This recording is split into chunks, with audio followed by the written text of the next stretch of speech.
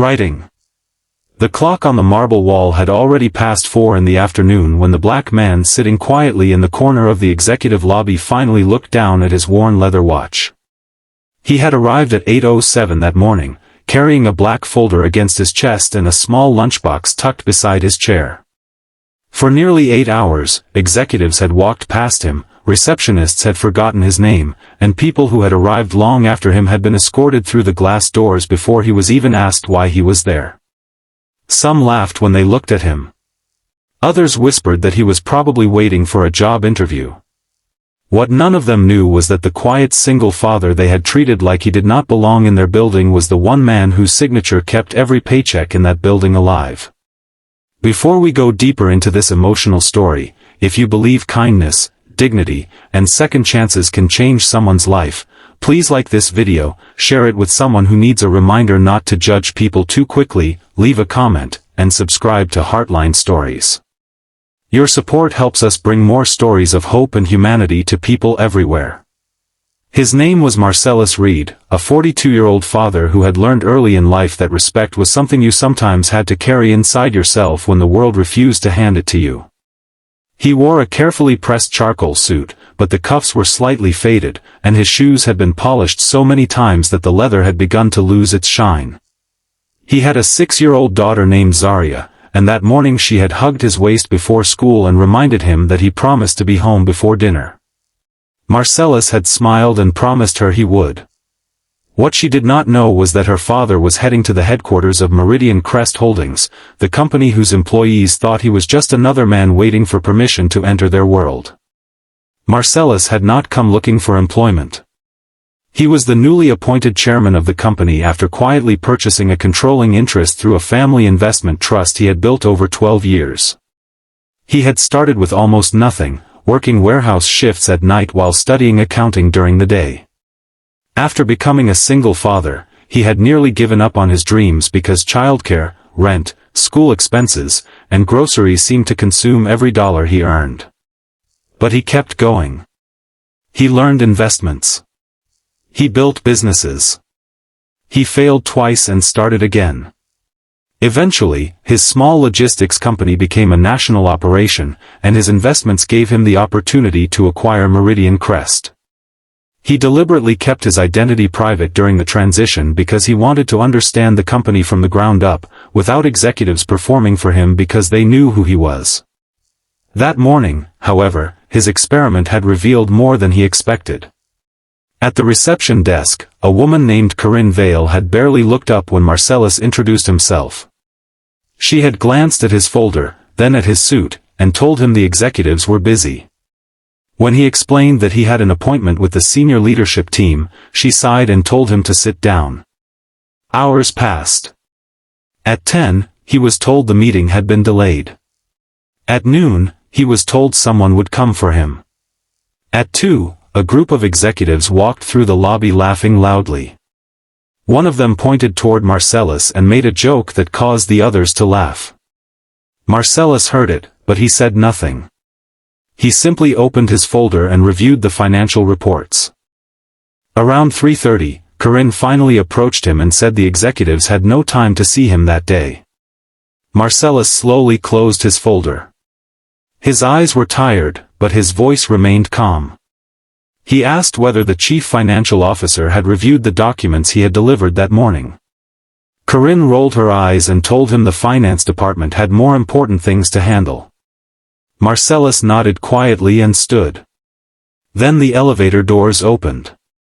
A woman in a cream-colored suit stepped out with 3 senior executives behind her. The room immediately became silent.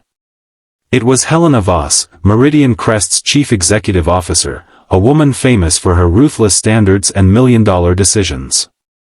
She stopped when she saw Marcellus standing near the lobby doors. Her expression changed instantly. She looked at him, then at the folder in his hands. For several seconds, nobody moved. Then Helena hurried toward him and asked why he was still waiting. Marcellus simply said that he had been waiting since 8:07 that morning. The color drained from Helena's face. She turned toward the reception desk and asked who had been responsible for receiving him. Corinne nervously raised her hand. Helena then looked at the executives surrounding her and asked whether anyone had bothered to read the name on the appointment schedule. Nobody answered. Marcellus opened his folder and placed a single document on the reception desk. Helena looked down at the page, and her hands began to tremble.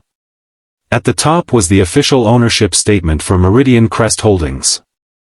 Beneath it was Marcellus Reed's name.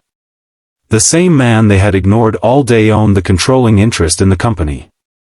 The same man they had mocked in the lobby had the authority to decide whether their departments existed.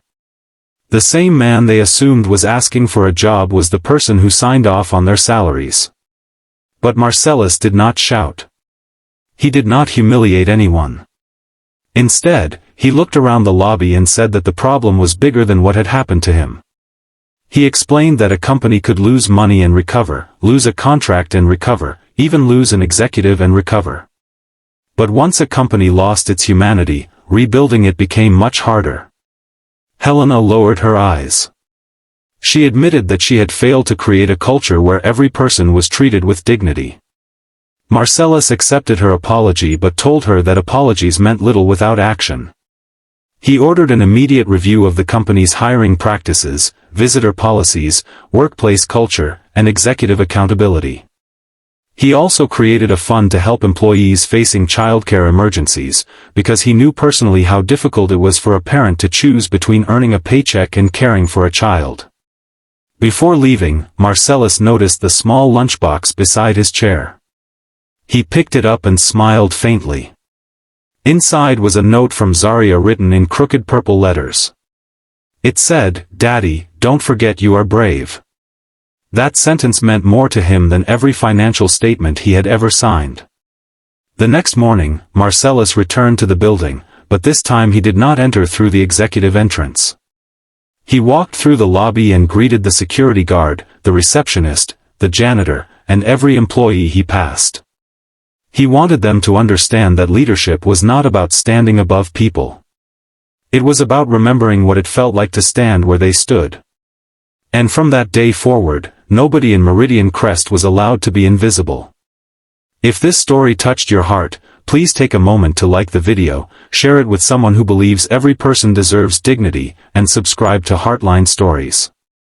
Sometimes one small act of kindness can change an entire life, and sometimes the person we overlook is carrying a story we never imagined. Special request: before you leave, comment, "Kindness has no status," if you believe we should treat every person with respect, no matter their clothes, position, race, or bank balance.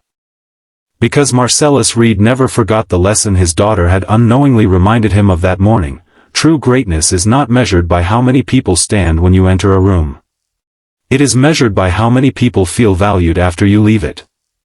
And that afternoon, when Marcellus finally walked out of Meridian Crest, he wasn't thinking about the people who had laughed at him.